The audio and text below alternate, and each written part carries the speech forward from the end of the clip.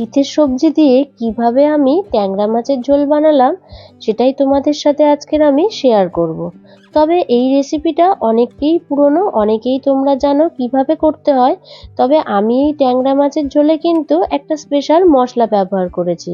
সেটা যদি তোমরা না দেখো তাহলে কিন্তু ভিডিওটা অনেকটাই মিস করে যাবে, একেবারেই কিন্তু স্কিপ করবে না। হ্যালো ফ্রেন্ডস, আমি সুস্মিতা। আশা করি তোমরা সবাই ভালো আছো, সুস্থ আছো। বং ব্লগার সুস্মিতা চ্যানেলে সবাইকে স্বাগত জানাই। আজ রেসিপি শীতের সবজি দিয়ে ট্যাংরা মাছের ঝোল। ভিডিওটা ভালো লাগলে লাইক, কমেন্ট, শেয়ারের সাথে সাথে কিন্তু চ্যানেলটাকে সাবস্ক্রাইব করে দিয়ে পাশে থাকা বেল আইকনটাকে অল করে দিয়ে আমার পাশে থেকো। এখানে দেখো ফুলকপি, আলু, মটরশুঁটি একসাথে কিন্তু কেটে নিয়ে ভালোভাবে ধুয়ে নিয়ে জলের মধ্যে রেখে দিয়েছি। তার মধ্যে দিয়ে দিলাম লবণ আর সামান্য একটু হলুদ। এটাকে কিন্তু হালকা করে একটু ভাপিয়ে নেব। এই ফুলকপিটাকে তোমরা মনে করলে আলাদা করেও ভাপিয়ে নিতে পারো, তবে আমি একটু একসাথে করেছি যাতে আলু আর মটরশুঁটিটা হালকাভাবে সিদ্ধ হয়ে আসে। এখানে তো একটা স্পেশাল মশলা তো বানাবো, আর তার মধ্যে তোমাদেরকে দেখাই, দেখো ট্যাংরা মাছগুলোকে কিন্তু বেশ ভালোভাবে পরিষ্কার করে নিয়েছি। এখানে দুটো মাঝারি সাইজের টমেটোর টুকরো কেটে নিয়েছি। আর এই যে বাটা মশলাটা দেখছো, এটা কিছুই না, আদা আর কাঁচা লঙ্কার পেস্ট। রেসিপিটা সম্পূর্ণ সর্ষের তেলেই করতে হবে। এখানে তো ট্যাংরা মাছগুলোকে ভেজে নিচ্ছি, কিন্তু অনেকেই বলে ট্যাংরা মাছ ভাজতে নাকি ভয় লাগে। কারণ যেহেতু ট্যাংরা মাছের গায়ে আঁশ থাকে না, আর আঁশবিহীন মাছগুলো কিন্তু তেলে দিলে অনেকটাই তেল ছিটকে আসে, তার জন্য কিন্তু বিপদ হতে পারে। তবে আমি কিভাবে ভাজলাম সেটাই তোমাদের সাথে শেয়ার করতে চলে এসেছি। লবণ হলুদ তো দিয়ে দিলাম, তার উপরে কিন্তু এরকম কাঁচা সর্ষের তেল দিয়ে দিতে হবে। দিয়ে বেশ ভালোভাবে এটাকে মাখিয়ে নিতে হবে। এরকম ভাবে যদি তোমরা মাছগুলোকে ভাজো, তবে আমি তোমাদেরকে বলবো একেবারেই কিন্তু তেল ছিটকাবে না। তবে তেলটা গরম হয়ে যাওয়ার পর লো ফ্লেমেই কিন্তু মাছগুলোকেই ভাজতে হবে। তোমাদের সাথে কথা বলতে বলতে সমস্ত মাছ কিন্তু ভাজা কমপ্লিট। আর এদিকে ফুলকপি, আলু আর কড়াইশুঁটিগুলো কিন্তু ভাপিয়ে নিয়েছি।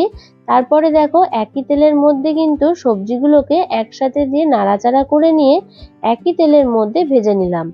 তোমরা মনে করলে আলু আর মটরশুঁটিটাকে নাও ভাজতে পারো, শুধু ফুলকপিটাকে আলাদা করে ভেজে নিতে পারো। তবে আমি এখানটায় একসাথে ভেজে নিলাম।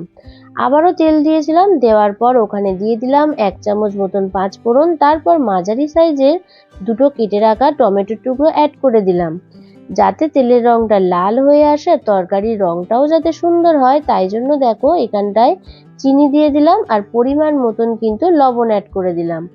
লবণ আর চিনি একসাথে দিয়ে ভালোভাবে কষানো হয়ে যাওয়ার পর আদা আর কাঁচা লঙ্কার পেস্টটা এখানটায় দিয়ে দিলাম। দিয়ে বেশ ভালোভাবে কিন্তু এটাকে কষাতে হবে। তবে এই সময় কিন্তু গ্যাসের ফ্লেমটাকে মিডিয়াম টু হাই করেই রাখবে।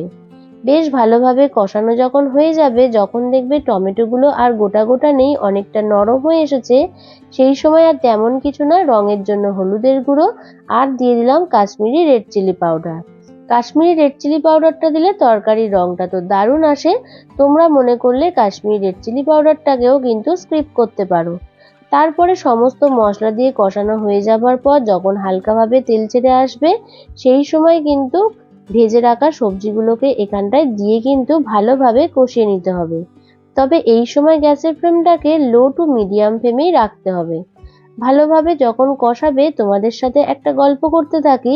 আমি তো এখানটায় ফুলকপি, আলু আর মটরশুঁটিটাকে ভাপিয়ে নিয়েছি একসাথে।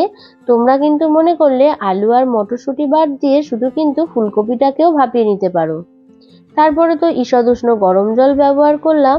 অনেকেই আছে ট্যাংরা মাছের ঝাল খায়, তেল ট্যাংরা খায়, বা বেগুন আলু দিয়ে ট্যাংরা মাছের তরকারি খায়। তবে আমার মতন করে এরকম একবার খেয়ে দেখো বন্ধুরা। আমি তো বলছি বারে বারে কিন্তু এই রেসিপিটা করতে ইচ্ছা করবে। তারপরে ভেজে রাখা মাছগুলোকেও দিয়ে দিলাম। তবে এই রেসিপিতে খুব পাতলা করে ঝোল করবে না, তাহলে কিন্তু একেবারেই ভালো লাগে না। তোমরা মনে করলে এই ট্যাংরা মাছের ঝোলে কিন্তু বড়ি ব্যবহারও করতে পারো, তবে আমি এখানটায় বড়ি কিন্তু ব্যবহার করিনি। ঠিক এরকম ভাবে নাড়াচাড়া করার পর দেখো একটা সিক্রেট মশলা বলেছিলাম, সেটা দিয়ে দিলাম।